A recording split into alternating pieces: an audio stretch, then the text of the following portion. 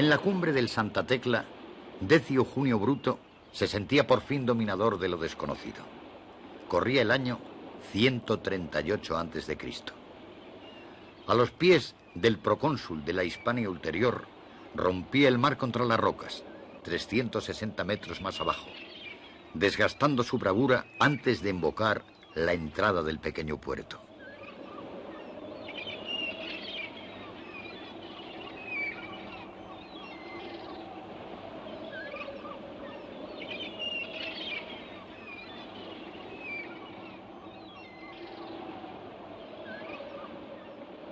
A la izquierda, el gran Miño rendía las aguas de aquel país occidental al padre océano.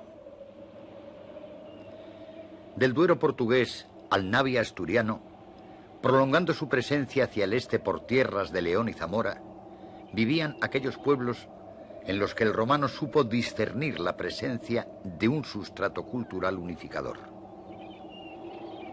Los llamó Calaeci, galaicos, gentilicio con el que los hizo entrar en la rueda de la historia.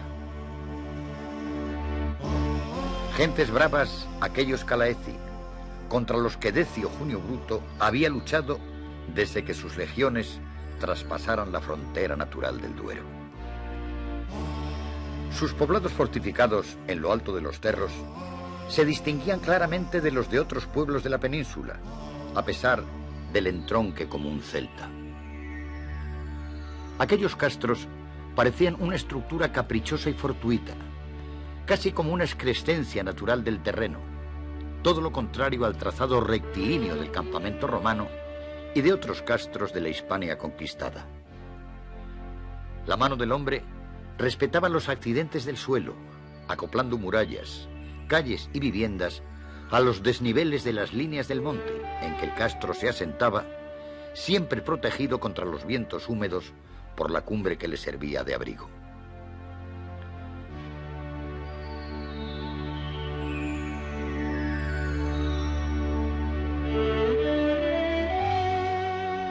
Pero lo más chocante eran aquellas casas de planta circular u ovalada, forma que evocaba aún las cabañas de troncos que fueron en un remoto pasado.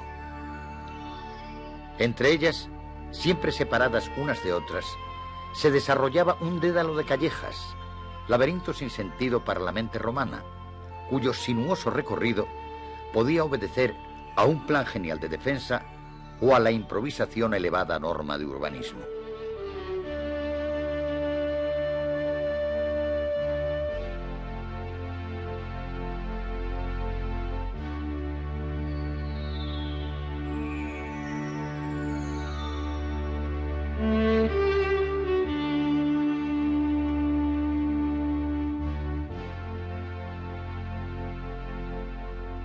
El interior de la vivienda giraba en torno al pie derecho central en el que apoyaban los pares que sostenían la cubierta de paja.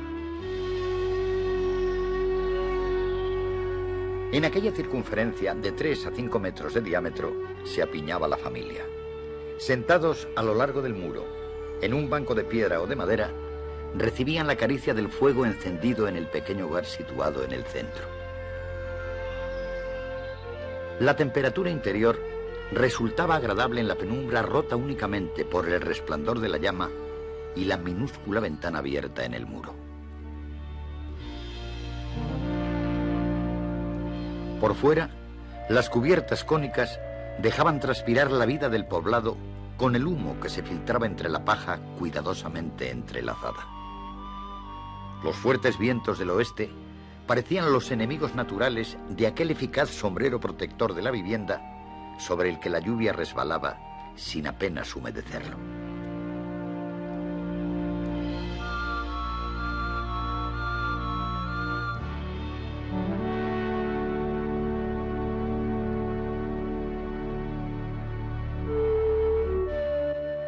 En el área del Duero al Miño, las callejuelas de los castros daban acceso a un pequeño vestíbulo que ampliaba y protegía la zona de la vivienda.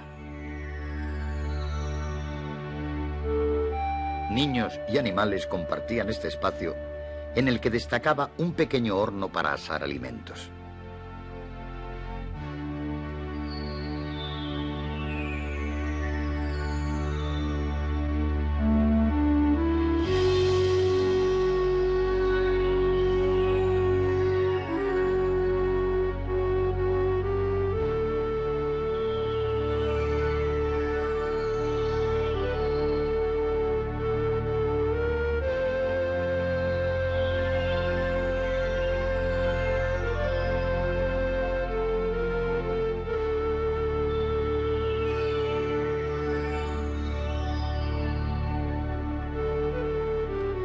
En el castro del monte Santa Tecla encontró el romano enigmas aún no resueltos, como las espirales grabadas en la roca que evocan cultos anteriores a la existencia del poblado castreño.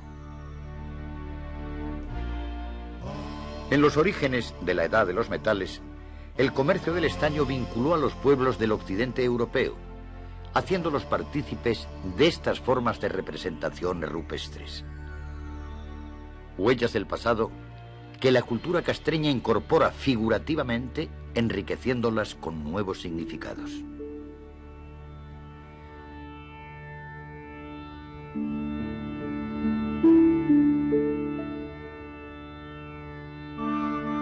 En el Museo del Monte Santa Tecla se recoge una amplia muestra de la decoración castreña esculpida en piedra.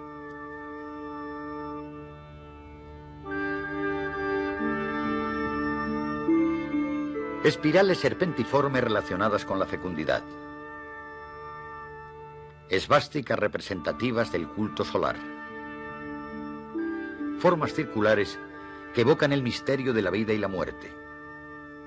Jambas de puertas recorridas por el movimiento sin fin del sogueado y el entrelazo. Restos, en fin, de unas creencias vivas en el mundo castreño y de unas raíces culturales que testimonian su origen indoeuropeo.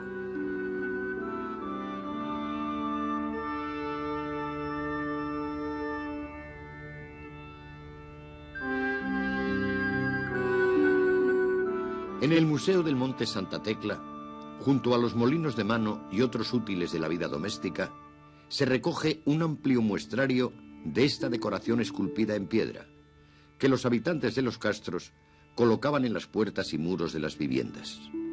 Piedras protectoras que no supieron librarlos de las legiones de Roma.